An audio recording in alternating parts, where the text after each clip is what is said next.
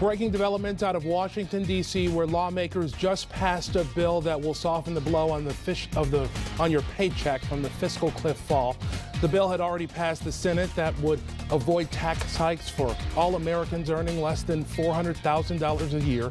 The House did not amend that bill and is voting on it in spite of a great deal of Republican opposition, but it appears at this point there is enough votes for it to pass tonight. Team coverage on this. Heather Walker is at the live desk with what your lawmakers are saying about the legislation, but we do want to start live on Capitol Hill with Steve Thanks. Anderson. Good evening from Capitol Hill, where now the vote continues in the House, but by at least 40 votes. The fiscal cliff fix put together by President Obama with Senate Republicans has passed the House, where conservatives figured they had to go along or get blamed for taking us off the cliff and keeping us there. But first, they fought back.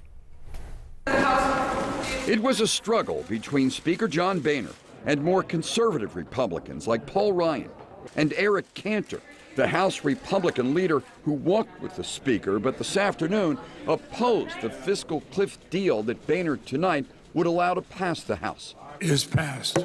The Senate passed it this morning, 89-8, Democrats and Republicans cooperating, to reverse the tax hikes on 98% of Americans that took effect at the midnight fiscal cliff, but leave in place a tax hike on the wealthy, incomes over $400,000, and postpone deep spending cuts. Democrats pushed for House approval. The issue of whether we have an up or down vote shouldn't even be a question. But House Republicans battled, the Cantor faction demanding budget cuts be added to the bill. It would let the Senate know that we're serious about cutting spending, though they're not. Finally, time to count heads. Yeah, we're going to whip and see where we are, and then we're going to vote. The moderates won. A vote set on what the Senate passed. House passage all but assured. We are working hard to pull ourselves back from that cliff. We went over the cliff, and we're pulling ourselves back. But it's not a one-day quick fix. Looks like the final margin of victory in the House will be exactly 40 votes. There may be some shakeout there, but it's a solid win, a bipartisan win in the House, a win for President Obama, who will sign this fiscal cliff fix as soon as he can, and later tonight may make some kind of a statement. But this struggle is a sure sign that three battles just ahead over taxes and spending will be bitterly fought. Live from the U.S. Capitol, I'm Steve Handelsman reporting. It's looking like the final vote on this, 257 yay votes and 167 nay votes. Of course, that adopting the motion. Our local lawmakers, of course, have their opinions on this as well. We've been working to gather that for you from the people that are representing you in Washington. 24-Hour News 8's Heather Walker has been talking to them all week long, and as she's been covering this, she has their reaction tonight. Heather. Yeah, well, how our representatives and senators feel about this is really split along party lines. I spoke to the Democrats earlier this week who say this bill is crucial. Having these tax cuts is crucial to our economy. Where on the other side, I spoke to Republicans today who say there aren't enough spending cuts in this, which is going to hurt our economy and add to our more than $16 trillion in debt.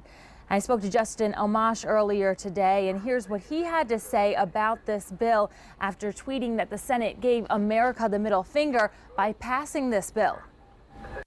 The tax side is not the problem with the bill. The problem is the spending side.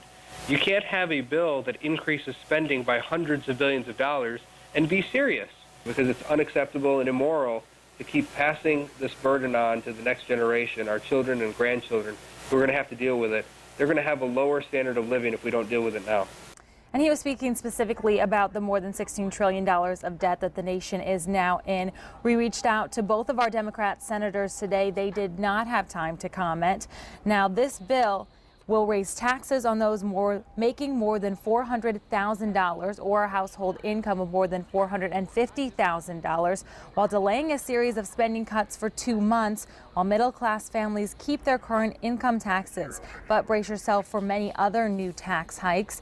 Rates will go up for almost 5% for couples making above $450,000. Paychecks for all workers will get smaller. The payroll Social Security tax goes back up by 2%, costing about $1,000 for an average worker. Personal deductions will be limited for incomes above $250,000, and taxes on savings and investments, as well as family inheritance, will go up. We will continue to follow the progress of this and what this means for you and your family here on air and online at woodtv.com. Live at the Live Desk, I'm Heather Walker, 24-Hour News 8.